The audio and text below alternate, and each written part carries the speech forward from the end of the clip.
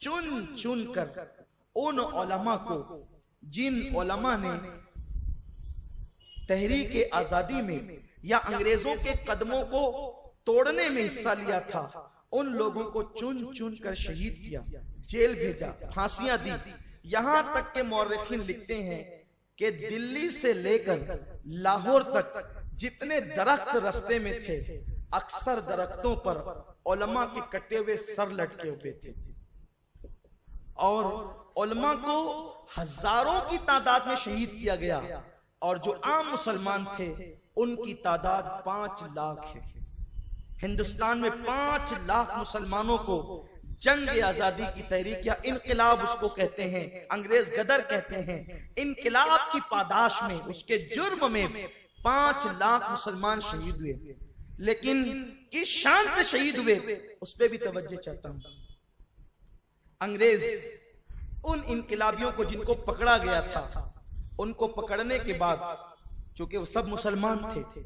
ان کو پکڑنے کے بعد 10 بائی 10 کا ایک کمرہ بنا ہوا ہے، اس میں سور ذبح کیا جاتا ہے۔ سور ذبح کرنے کے بعد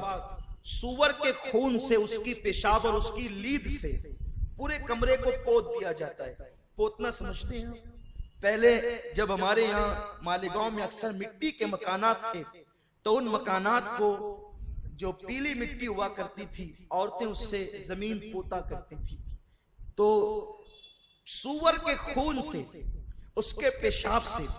اور اس کی لید سے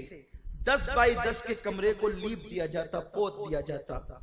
اور جن لوگوں نے انقلاب کی تحریک میں علماء کا ساتھ دیا تھا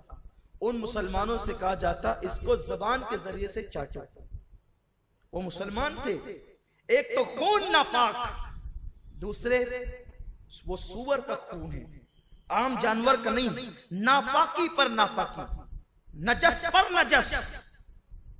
وہ لوگ انکار کرتے، پھر ان کو دردناک انداز سے شہید کر دیا جاتا۔ قتل، انقلابیوں کو قتل کرنے کا طریقہ یہ تھا کہ ان مسلمانوں کو جب سور ذبح کیا جاتا تو اس کی چمڑی جیسے نکالتے ہیں،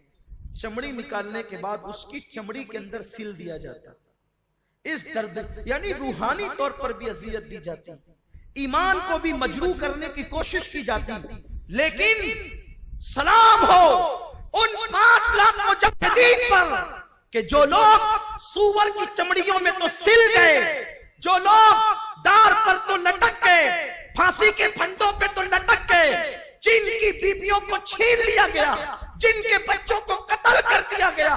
دلی کے جامع مسجد کے علاقے میں کئی دن تک کے لاشیں سڑتی رہی، لاشیں پڑی رہی، اسے گید اور کوے کھاتے رہے، اسے کتے اور بلیاں نوچتی رہی، وہ ساری چیزوں کو برداشت کرتے رہے، لیکن انہوں نے مذہب اور وطن پر اپنا سب کچھ قربان کر دیا۔ آج یہ محفل اسی درد کے ساتھ ہم نے سجائی ہے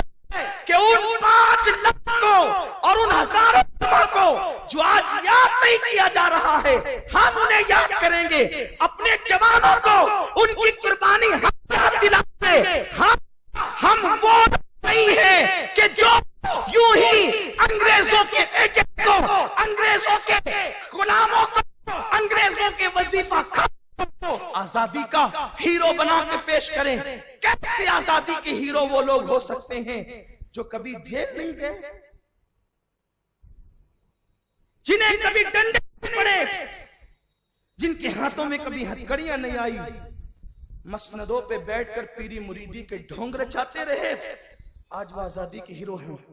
سوچو ان مسلمانوں کی روحوں پہ کیا گزرتی ہوگی جنہوں نے جام شہادت نوش کیا، ان کا نام ہی کہیں نہیں، جو سولیوں پہ لٹکے ان کا نام ہی کہیں نہیں، جنہیں درختوں پہ لٹکایا گیا ان کے نام ہی کہیں نہیں، جن کے محلات کو ضبط کر کے بیچ دیا گیا ان کا نام ہی کہیں نہیں، جن کے بچوں کو یتیم کر دیا گیا ان کا نام ہی کہیں نہیں۔ بس یہی سازش ہے، اصل چہرہ چھپ جائے اور جو کچھ نہیں تھے وہ سامنے آئے۔ ہم یہ بات کہنے میں حق بجانب ہے کہ آج جن لوگوں کو آزادی کا ہیرو بنایا جا رہا ہے وہ کیوں گڑتے ہیں واقعات کہ انگریزوں نے پکڑ لیا اور یہ کر لیا وہ کر لیا۔ آپ کے مسلک کے کس بزرگ کو انڈمان بھیجا گیا؟ بتائیں. اگر انڈمان بھیجا گیا تو سنی مسلک کے عالم کو بھیجا گیا. بلکہ انگریز کو عالموں سے اتنی دشمنی تھی کہ ہزاروں علماء کو جو ہے وہ پھانسی دی گئی، اور بعد میں کسی کو شمس العلماء کا خطاب